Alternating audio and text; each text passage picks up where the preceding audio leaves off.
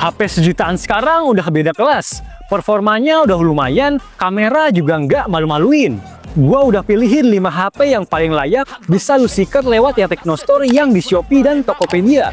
Yang pasti review jujur, belanja aman, semua dia Tekno. Link tokonya ada di deskripsi tuh. Oke, langsung aja yuk cek 5 rekomendasi HP 1 jutaan terbaik 2026 versi ya Tekno. Kita mulai dari nomor 5. Gak selamanya HP Samsung murah punya spek murahan bos. Buktinya Galaxy A07 bawa chipset Helio G99 yang lumayan ngebut buat gaming.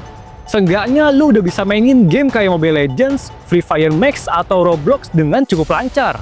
Soal memori juga bervariasi banget. Samsung ngasih pilihan memori mulai 4/64GB, 4/128GB, 6/128GB, dan yang paling gede 8/256GB.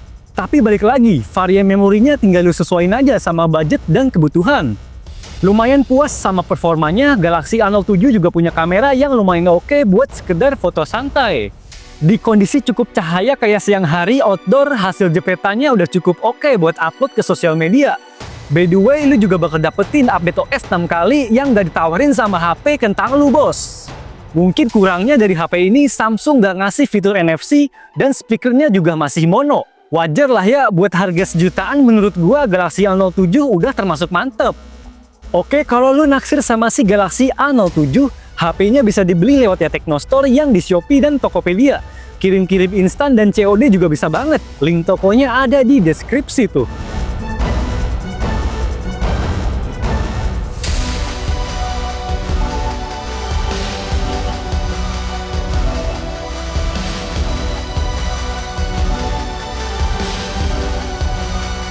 Yang keempat, kalau dulu HP Advan sering diremehin, sekarang ada Advan X1 yang bikin haters terdiam bos.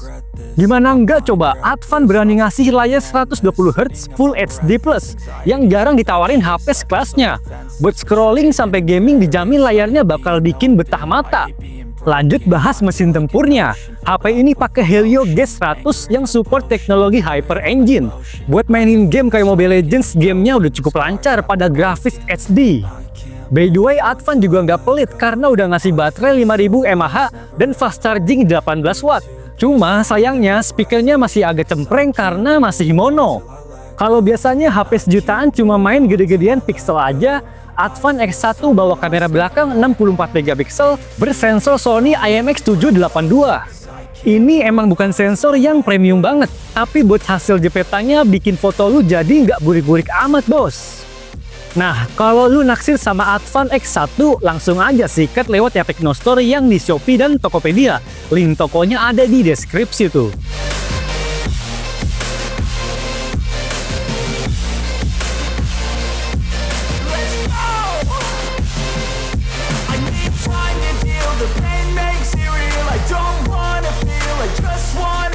Urutan ketiga, kalau ditawarin Oppo A6X sama sales Oppo, lu nggak perlu takut kena genjutsu, soalnya HP ini beneran lumayan worth it.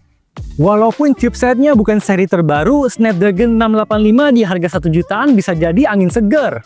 Mau lu gas buat multitasking sampai gaming tipis-tipis, performanya bisa bikin aktivitas mabar jadi lebih sumringah. Tapi ya gamenya sebatas yang enteng-enteng aja, nggak bisa yang berat banget. Nah, gokilnya juga nih, Oppo nanemin baterai badak 6500 mAh dengan pengecasan 15 watt. Dari segi baterai sih udah oke, cuma lu harus agak sabar pas ngisi baterainya. Buat kebutuhan fotografinya, hasil jepretan dari kamera Oppo A6X udah lumayan cerah. By the way, Oppo A6X sudah bawa memori jenis UFS yang lebih oke dari HP memori eMMC ya.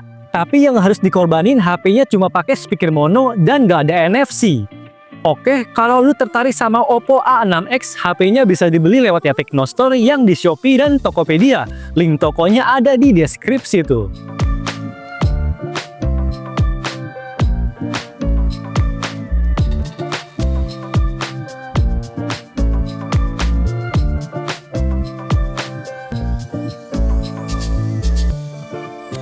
Yang kedua, buat yang nyari HP Vivo 1 jutaan spek anti kentang, gua rekomendasiin Vivo Y9S GT 5D.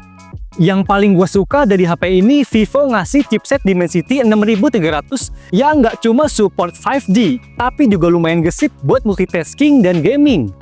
Kapasitas baterainya juga gede di angka 5500 mAh. Cuma sayangnya pengecasannya masih kalah saing karena cuma 15 watt doang.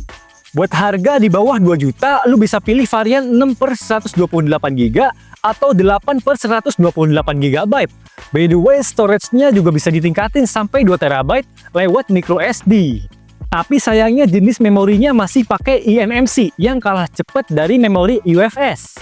Buat hasil jepretannya punya warna-warna yang cerah. Dan kalau lu nggak suka sama objek yang ganggu di foto, Vivo udah nyertain fitur AI Iris 2.0 kayak HP premium.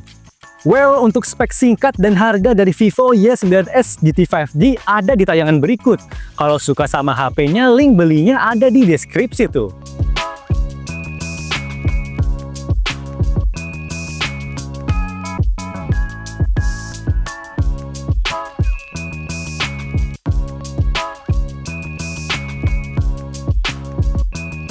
Yang pertama nih, punya desain simple tapi tetap manis. Moto G45 5G bisa jadi pilihan HP murah yang speknya nggak murahan, bos. Walaupun harganya terjangkau buat kaum rebahan, chipsetnya pakai Snapdragon 6S Gen 3 yang bikin lu anti kesel buat tugas agak berat. Mau multitasking sampai nyimpen banyak data juga nggak bakal galau. Soalnya Motorola ngasih RAM 8GB dengan internal memori 256GB. Buat layarnya juga udah mantep karena punya refresh rate 120Hz. Tapi yang agak nanggung resolusinya masih sebatas HD+ doang. Kalau dibandingin HP sekelasnya, kualitas foto udah lumayan oke. Tapi jangan berharap yang bagus atau stabil banget, bos. So, kalau lu naksir sama si Moto G45 5G, HP-nya bisa di-check out lewat link yang gue taruh di deskripsi tuh.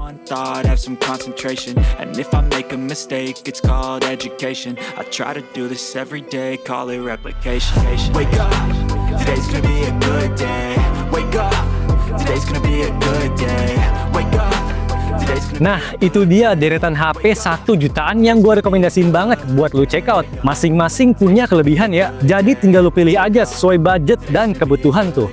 Seperti biasa juga, kalau mau beli HP baru yang murah dan aman secara online, belinya bisa lewat ya Teknostore yang di Shopee dan Tokopedia.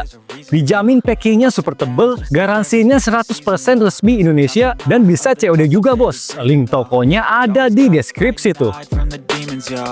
Negative thoughts are poison, they rot. Head full of flies, so here come the clouds.